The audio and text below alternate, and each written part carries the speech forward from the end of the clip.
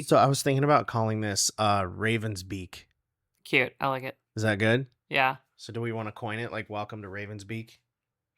Yeah. Sure. I think it's cute though. So how do podcasts start? Like this usually. Just people just milling around. Just people farting around until somebody says something brilliant. And then they add your intro like they knew what they were going to do the whole time. Oh, okay.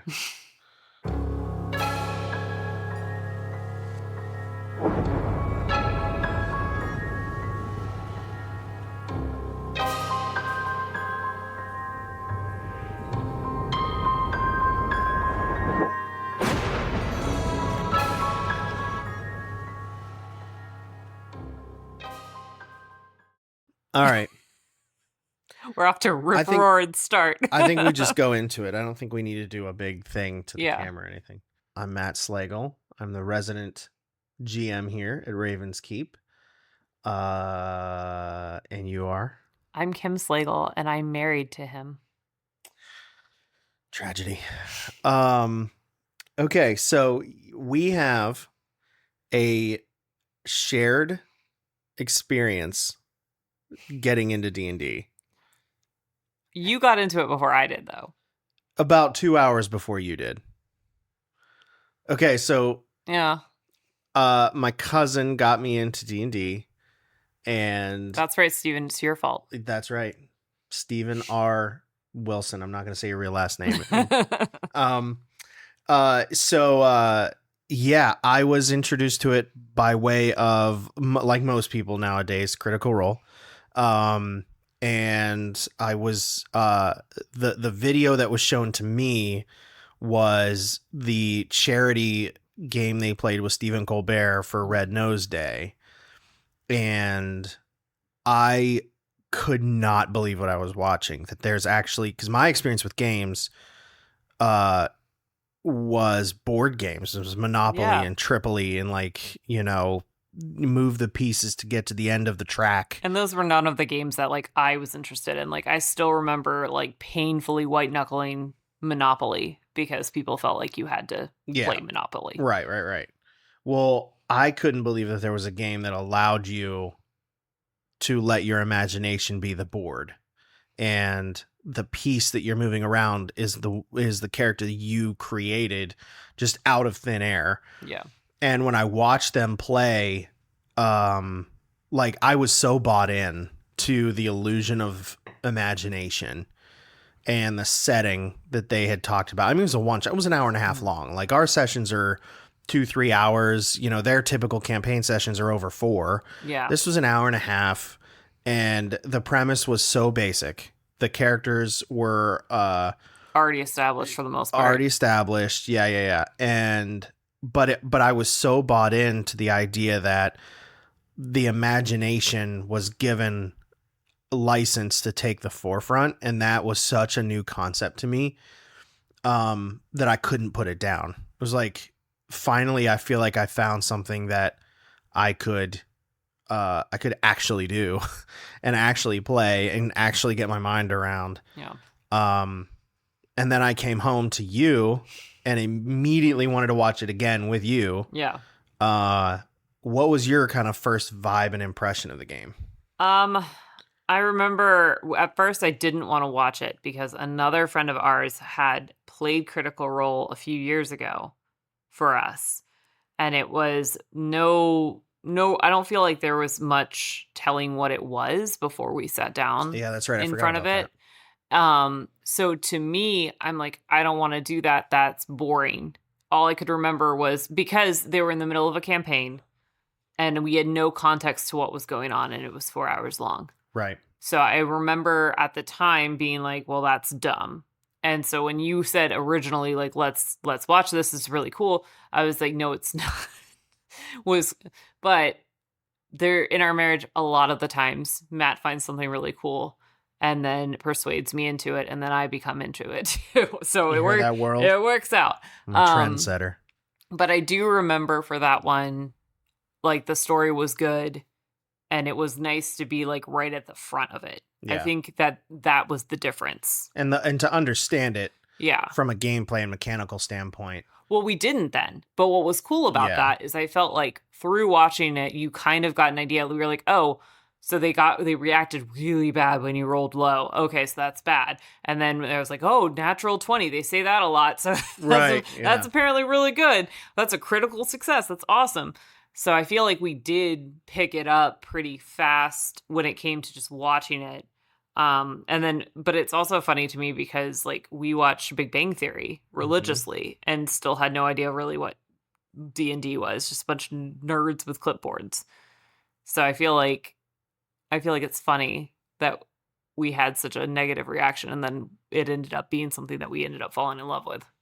Yeah, well, I mean, the understanding of it outside of the context of you're staring at a YouTube playhead that says 4 hours and 38 minutes. Yes. Like, I don't know anybody who would jump into the deep end and hang on for the whole time. Yeah. And I know that when I was opened up to the game, I'm like, obviously everybody's heard of Dungeons and Dragons. I mean, that's, it's been a phenomenon for decades and decades. And then obviously the resurgence with, Stranger Things bringing it into the limelight now. And it's interesting to me because I've heard of people who've played this game for like years of their life, and I had never really heard of Dungeons and Dragons unless it was like a joke, like oh, those people play Dungeons and Dragons, or like they play D&D, and like it was a laugh topic. It was never like an in-depth, like I don't ever remember knowing really how it worked until we found it. I feel like I had to be shown.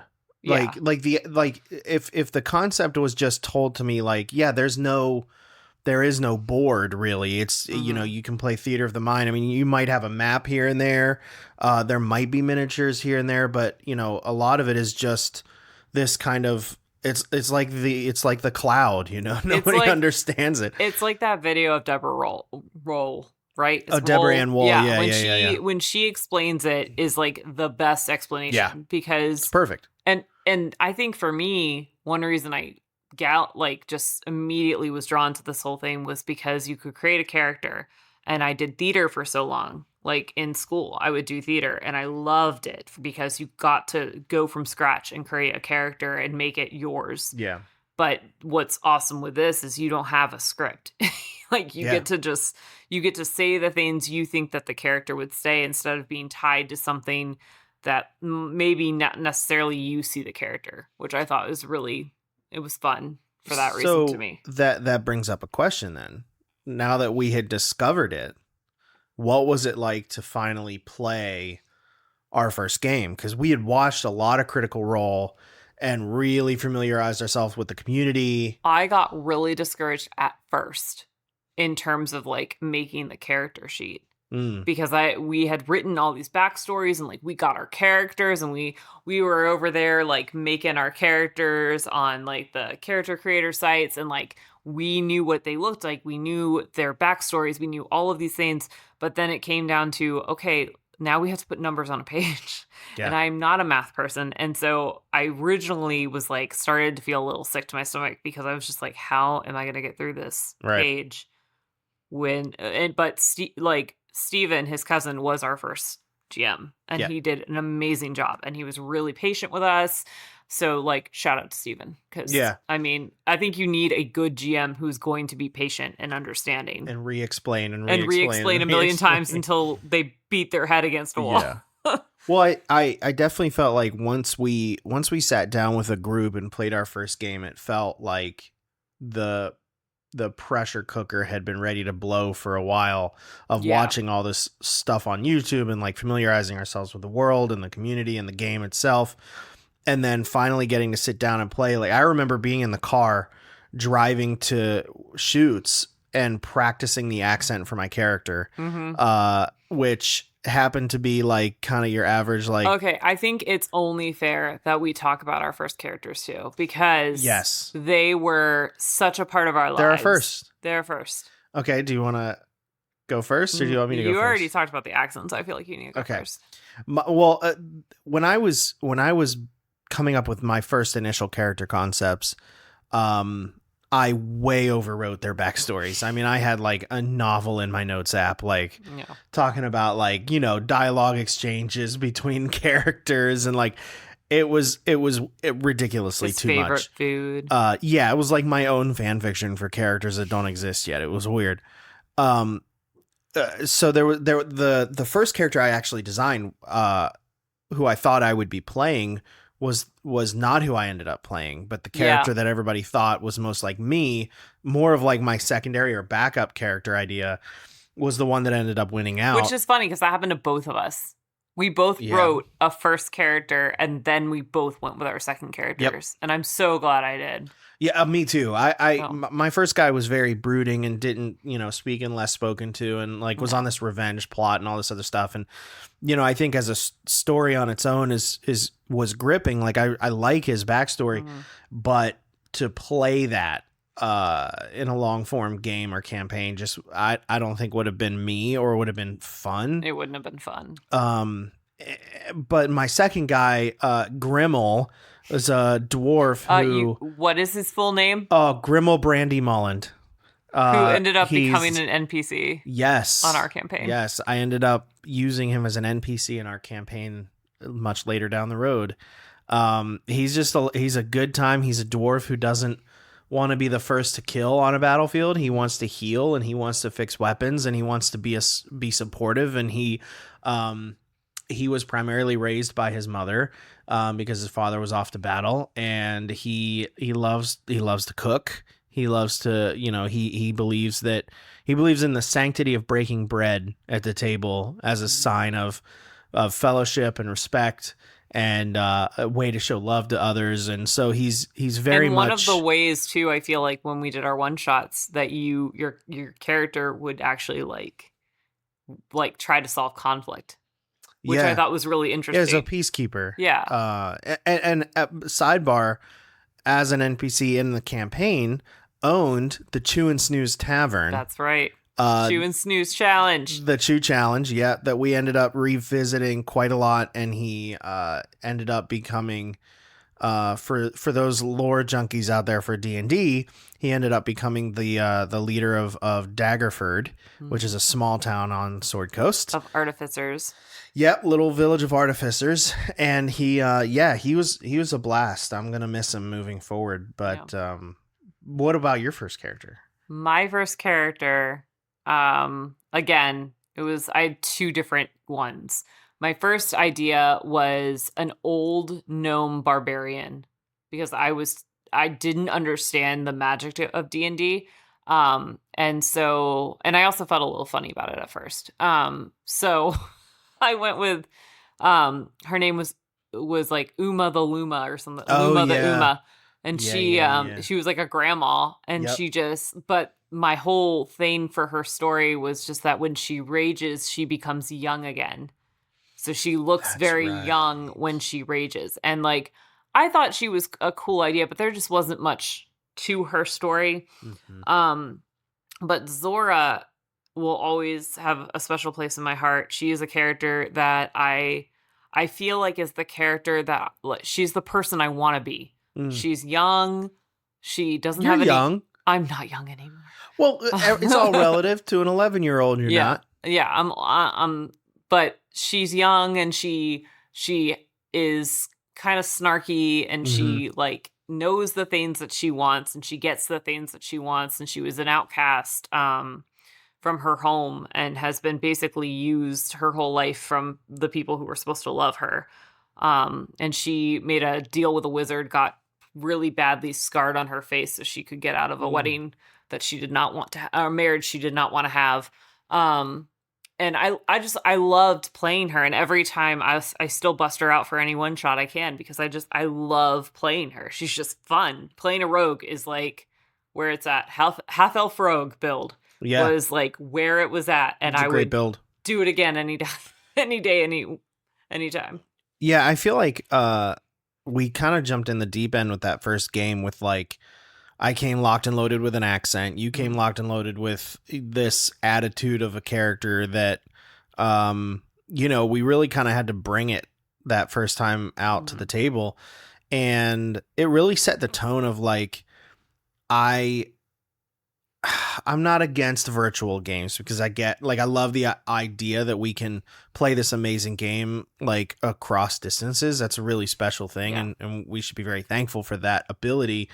However, there's just nothing like table energy. Well, it's just, again, it comes down to like what it is in theater is like you can do a performance, but it's not as much fun unless you have other people's energy to feed off Yeah, of. yeah, you need it. Otherwise, you're just standing on a stage doing the best you can, and sometimes that's not enough. At least in the way we play. I mean, Yeah. there are games played where it's a lot more just like that kind of mechanical boardless board game Yeah. where they like the math and they it's just your character sheet and your character ends at the sheet. Yeah. And I feel like our experiences with this game are very much based on like I want to make a movie with my friends. I want to experience every emotion that occurs when watching a really good film, but I want to create it in real time with my friends at the table. Well, and that comes back to, I think, something that's important. And one of the reasons why we gravitated so much towards it is like when Matt and I met, we sat down at a coffee house and basically decided we just kind of spoke our hopes and dreams and things that we were interested in. And we came out with Night Terrors, which was like mini horror shorts because we just thought that that was so much fun. At the time, I was really into doing makeup. Matt obviously had all of this background in film, so it just made sense to do it. And of course, being young and naive, we were like, we're going to start this YouTube channel and everybody's going to want to see everything we do. Instant success. And it's going to be easy to have everybody who wants to do all the roles and do all the things. Yeah. And it was not. But I think that is one of the reasons that you and I immediately felt like that, though, again, because, you know, we're both parents. Mhm. Like, our kids are our life, but they're exhausting. We have two boys, and they are amazing, crazy, creative little geniuses, but they are exhausting. And we forgot how to be people outside of our kids some days. Yeah. Yeah. So, I mean, that again leads me right into like what it has meant to you having D&D in your life. And you just kind of answered it where when you're at this age with all the responsibilities that we both carry, running a business, caring for a house and a mortgage and expenses, y'all know what it's like to survive. Yeah. And we're extremely hands-on with our children. We homeschool. You're a full-time stay-at-home mom. If I'm not out shooting, I'm working here at home. So being that hands-on, it can definitely be a challenge to make and maintain friendships. Well, and also I feel like when you have kids, sometimes a part of yourself changes just because you're trying to make these little people and like you're trying to like figure out what all that looks like. And I think that the one thing that's been really cool about this for me is that I'm showing our kids that they are so important and they are like the number one priority. But I'm also showing them that at the same time, like it is good for mom and dad to take these breaks so we can come back as better parents because it fuels our creativity, our friendship, the ways that we can just relax for a few hours and laugh and just like have those moments. And like they actually have become to love our game nights too. And we ran a one shot for them, for the boys. Yeah, we played with them and that was really fun. Our boys got to hunt down a primal werewolf. Oh, yeah. And they got to be the heroes. And there was something so fun to watch in that in that Mason was trying to basically be a DM. He had a hard time get the concept. Not writing the story on top of me. And then our youngest kept running off because he's a little too young for it. Yeah, he was just like, I thought this was going to be different. But isn't that an interesting lesson to teach them that even in the chaos or in the unknown or in the danger of the story, like you can still be a hero, you can you can save the day, you can be strong, you can care for other people in the story, and like there's so much balance that comes with like the lessons learned in playing a game out like that, and of course how we're playing it too, like the characters Mhm. we play with them and showing them kind of what mom and dad like to create. Yeah. And that was important to me when we started talking about recording our sessions and putting it out as a podcast. Was like, Mhm. it's not that our games are childlike, Mm-mm. but they are clean, and they're going to stay Well, clean. and they're fun. Like they're just fun. I feel like we struck gold with our people. We Hmm. struck gold with our friends. I mean, we had people in our life, in my life, that I haven't seen in years that show up, and I get to see them once a week, if not more. And it's, to me, it's like incredibly special. Like it's just these people, and some of, like, one of them I knew of but didn't know super well, and now like he's one of my best friends, and it's great that like we have like we just have something really special here. Yeah. Like I can't say enough like how appreciative I am. I mean, they come to our house every week without fail. Yeah. Um They're committed. and like they're so much fun. I'm just very grateful for our friends. Like we have really good people in our life. Well, that was the whole thing with like coming out of our first game. It was like, I this is an addiction, in a healthy way. I mean, Mhm. it's addiction's a strong word with negative connotations, but it was something that, first of all, you can't do alone. So you got to make friends. You got to find a group, find somebody. We definitely struck gold at our table with the group that we have and their level of commitment. They're all such good players and such good friends. We're very, very lucky. And going into our first campaign, of course, was daunting. I mean, I didn't know how to GM a campaign, and I felt, rewinding a little bit. It was that same cousin who laid some wisdom on me and told me that, usually the people who are looking to put a group together is the one who ends up running it. Yeah. Finding a committed GM is pretty hard to find. Yeah. Who doesn't already have a group. Yeah. And when we were putting ours together, I basically made peace with the fact that I think I'm going to try to run one. We ran the first episode or session of our campaign as kind of a one shot. Mhm. It was just like, hey, if this doesn't work out, at least I know we told a pretty cool little story, and that was it. And Yeah, what was funny about, so the space was when we literally kind of did a, dear Lord, if this is meant to be in our lives, like let's let it happen and things will go smooth.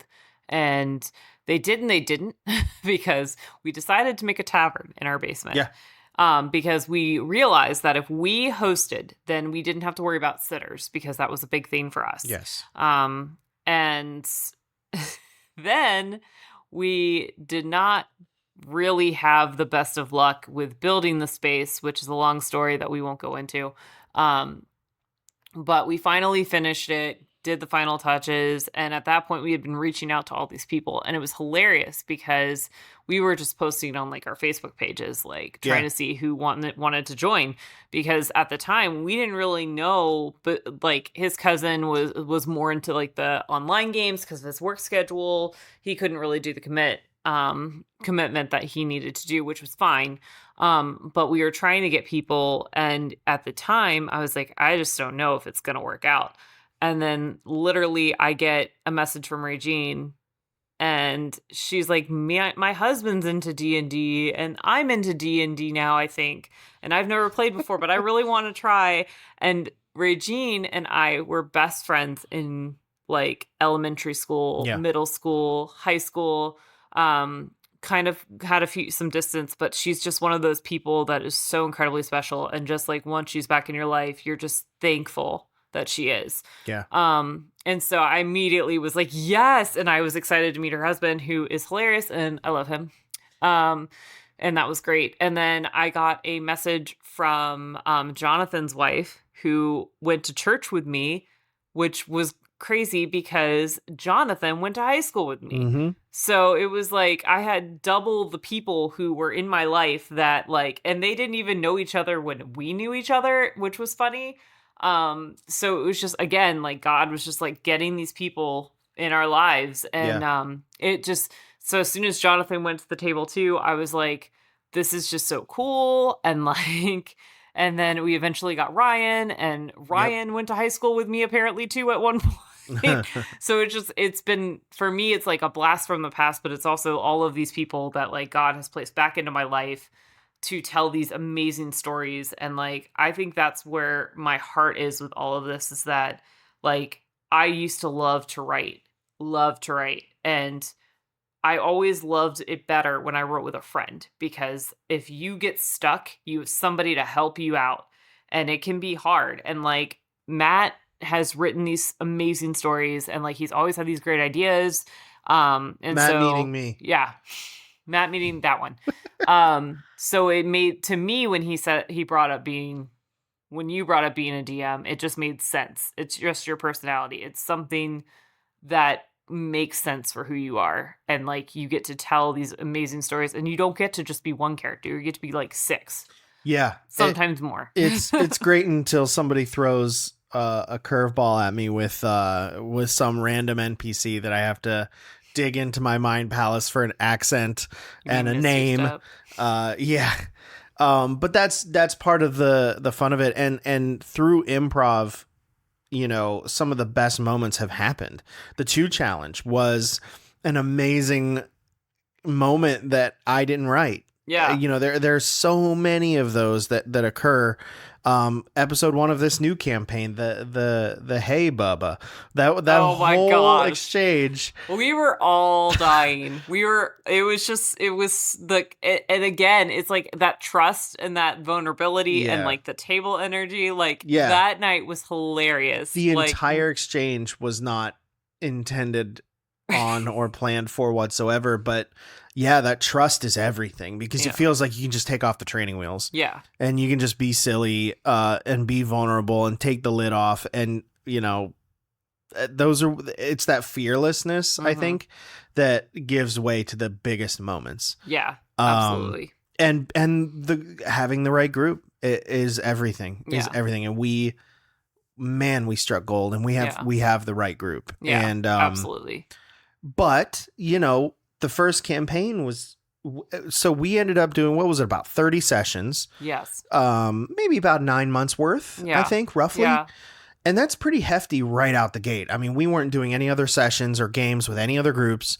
It was all in on that campaign, and it was. But what was funny about that, though, because you said it first, we were going to start it as a one shot, because we were like, we don't know how committed everyone's going to be. Right. It might not work out. So I made a very big rookie mistake that I wish now I could correct, which was I had the one shot mentality making my character. Right. And then I had to play this character for an entire campaign, and it got okay, but it was a little bit rough. Yeah, she evolved a lot. Yeah. Yeah. But that's the perfect allegory to like all of us finding our feet with. Yeah, that first campaign. We learned together. That being said, though, at the same time, again, the people at this table are gold, and they've created amazing characters, because like Jonathan created a Loxodon named Osrin, who I would live and die for, because he just amazing. And character. Then Naledi, who is Regine's character, who was a rogue, who just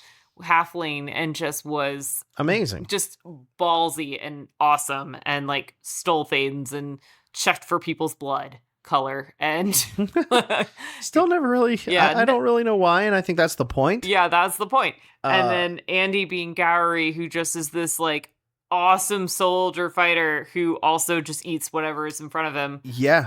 Totally unaware of how deadly he was. Yeah. Totally unaware. Then we had Ryan, who came in like late to the campaign. Yeah. And his character, why am I blanking on his character's name? Varen. Varen, yes. Varen was an elf, and he was awesome. And it was his first time playing D&D. Yeah, props to Ryan. Yeah, he just jumped right in with all of us. He sat at the table.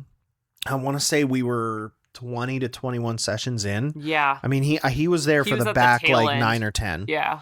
And the extent of his D&D experience was basically restricted to Baldur's Gate and Critical Role, just like most of us. Yeah. And he had never played at a table before. Him and Jonathan are best friends, and they didn't know that they were each into D&D, I guess. Yeah.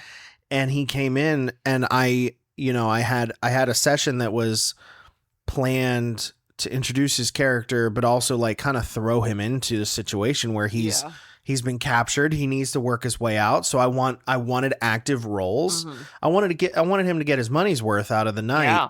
But also like, this is what it is. This is the fullest extent of the experience here. And if you don't love it by the end of that night, then maybe it's not the table for you. And he loved it, and he crushed it through the end of that campaign. And then honestly, he fit like right in. Right in. Chill person, the personality is everything. And he did great all the way through the end of the campaign, and everybody did. The ending was perfect, but it was all still very much a learning experience. So when that campaign ended, it was okay. Now it's, nose to the grindstone of, we know that when we go into another campaign, we want to post it as a podcast. We want to release it. We want to continue with the weekly business that has been going great. But a couple of things came to my attention, which were a game that is not fully released yet. I believe it's still in beta, called DC-20, and then another one called Daggerheart. And well, wait, we need to go back a step. So even before because we knew we were getting close to the end of our campaign, but you had been working on something before that to get ready for the next one. Oh, my world? Yeah.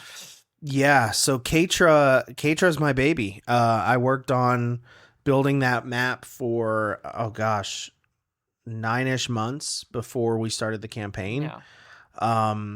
And it was really it's my self-destructive approach to everything, which is, if I can, why not?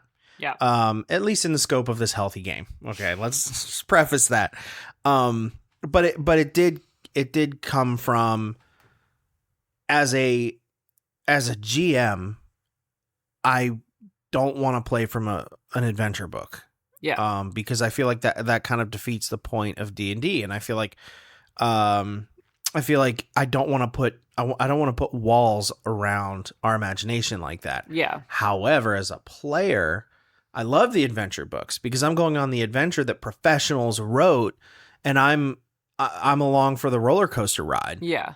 So it's two very different perspectives in that, right? But also, like, because I've GM'd and I know what goes into it, like, I have to really trust a GM that I'm going to be a player for that wants to homebrew everything. But that's why I also, like, halfway through our campaign, started working on my own world without any plans on ever going there in that campaign. This was just for the future. This was for our next campaign. And I want to give myself the due time to get it ready and to flesh it all out. Because to me, the challenge with homebrewing is to be able to answer any question your player might have about the world they're playing in. Yeah. That means to have a global understanding of every corner of it.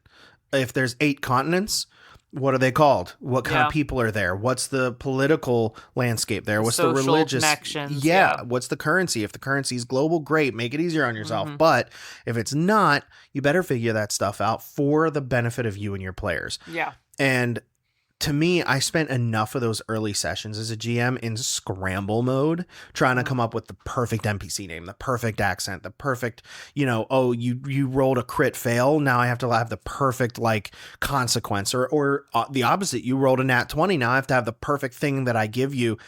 And it was all based around anxiety, and it was all based around pressure. And I do feel like the other aspect to it was, like, near the end, I think we all kind of felt like D&D, as much as we loved it, was not, like, it stopped feeling like freeing and started feeling a little cagey. Yeah. For our creativity and the things that we wanted to do. Because like we would get ideas of like, oh, can we do this?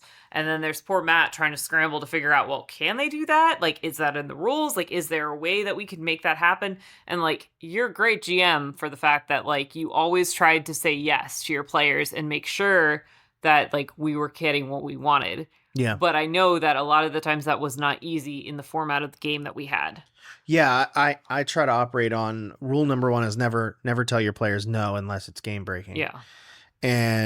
But again, we got close. We got close.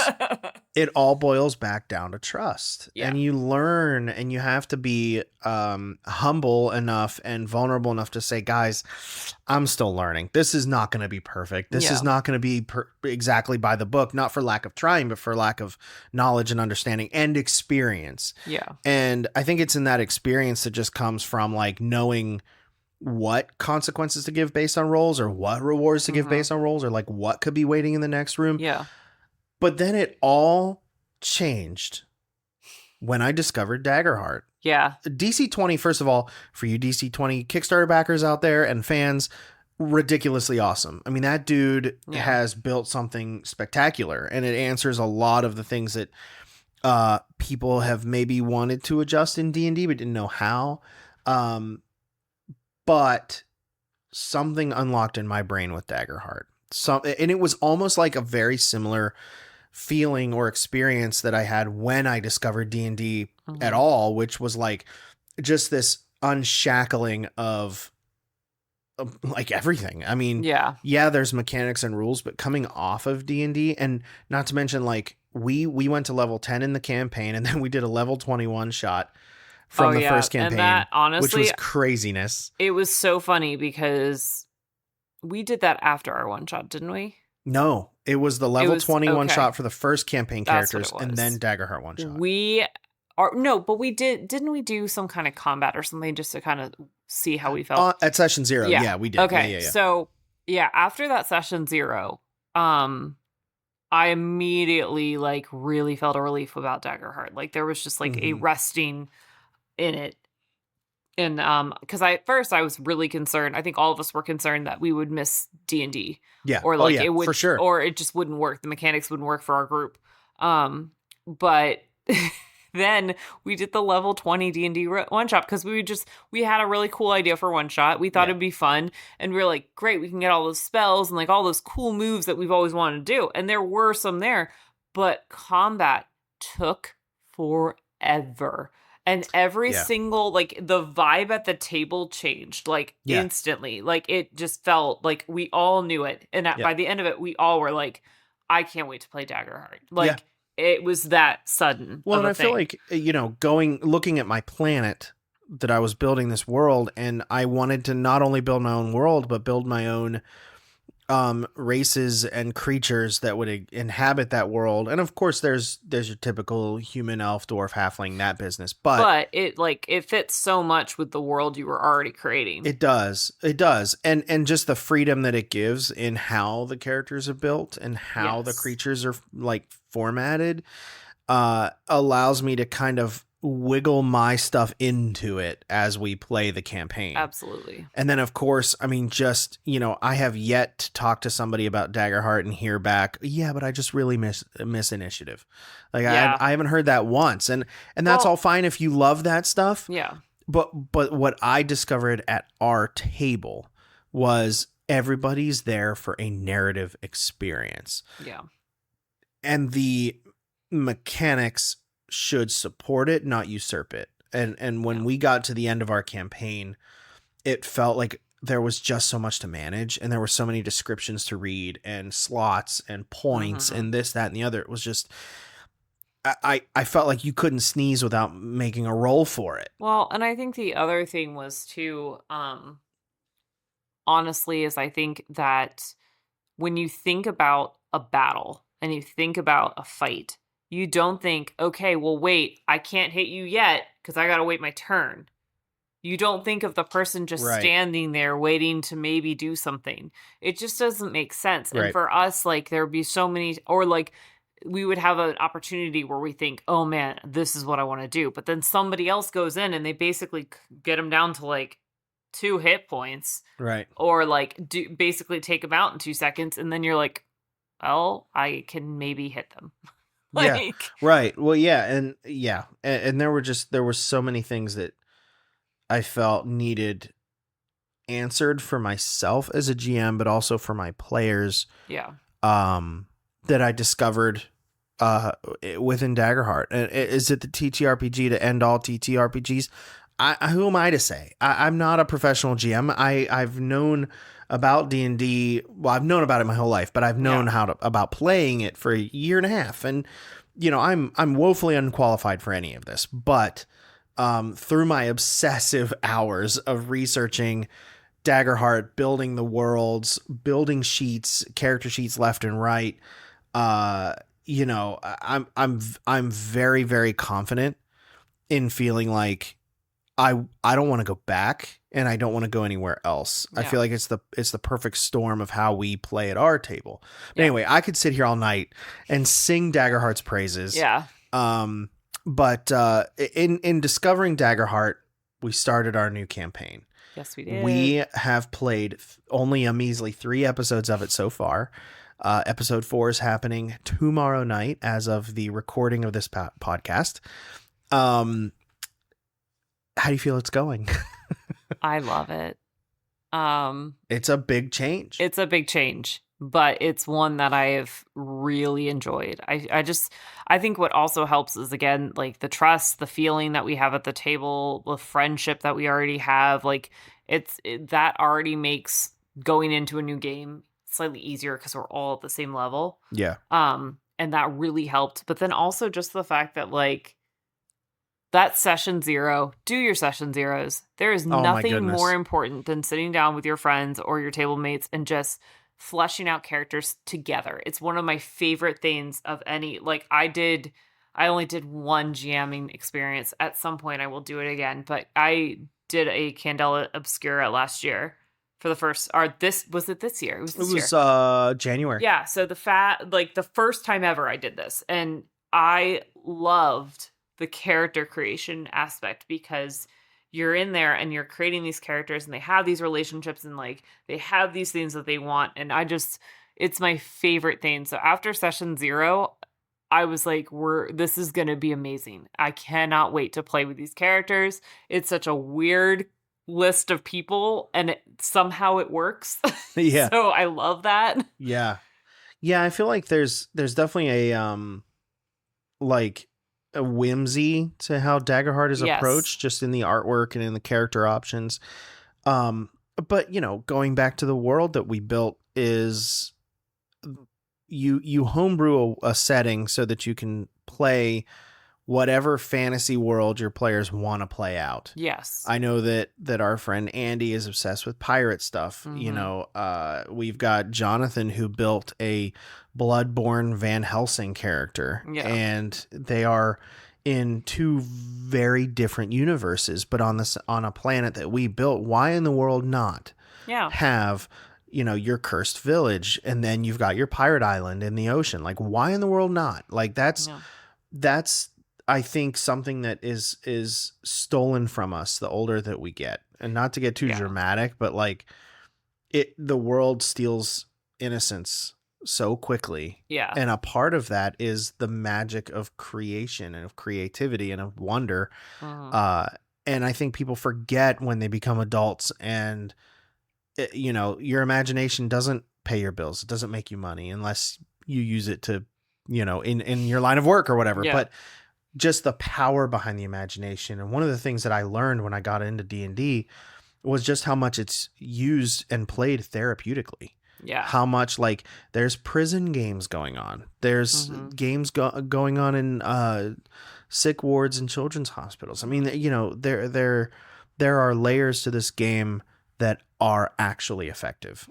Yeah, and I mean, there are things that, like, maybe you're working through personally that your character also finds a way to work through at the table. And it just gives a voice maybe to parts of you that you weren't really ready to speak up on, which is really nice. And we're in a very privileged and blessed position that we have a table that can be a safe space for that. And we all have stuff we go through in a week, And at the end of the week on Friday night, we know we're all going to come together. Mm-hmm.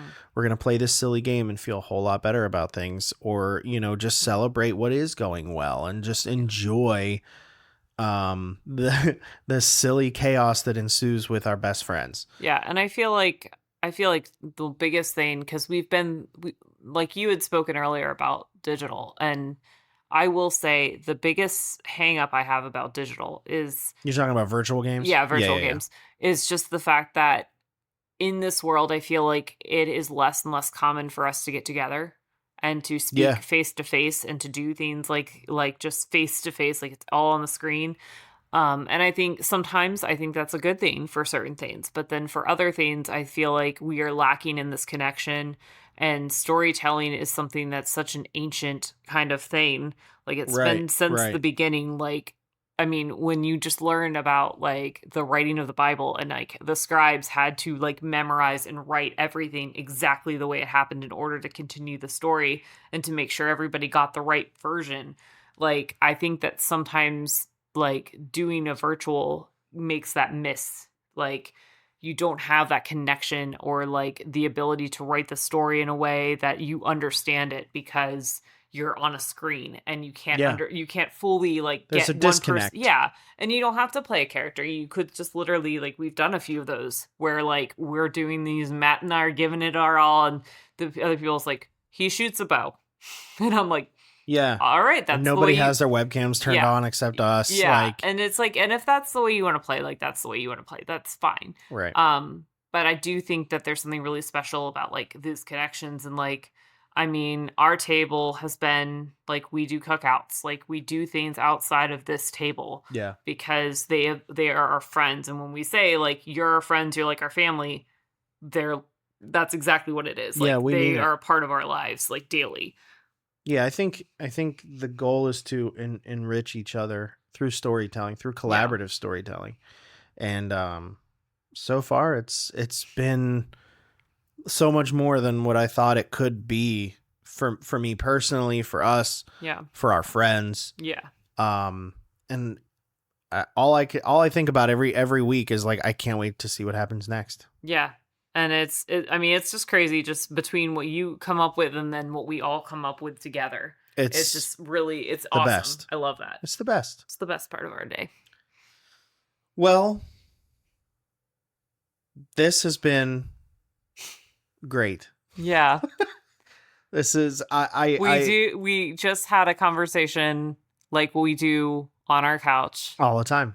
but like with Just way with, more lights, and microphones and setup. lights and cameras on us, and yeah. Well, I hope we do more of these. I want to get everybody in the hot seat, and I want to talk to everybody about it all the time. And I mean, we need to do like a Hey Bubba's Corner or something. yeah, like Bubba's, something with Bubba, Hey, like Bubba. Bubba's Hour or something. If you haven't watched the campaign, you're missing out on experiencing Bubba. It is an experience. Yeah, for sure. Sure. Thanks for coming by. Oh, you're Ravens welcome. Keep. And it was on my way home. Yeah. Until next time.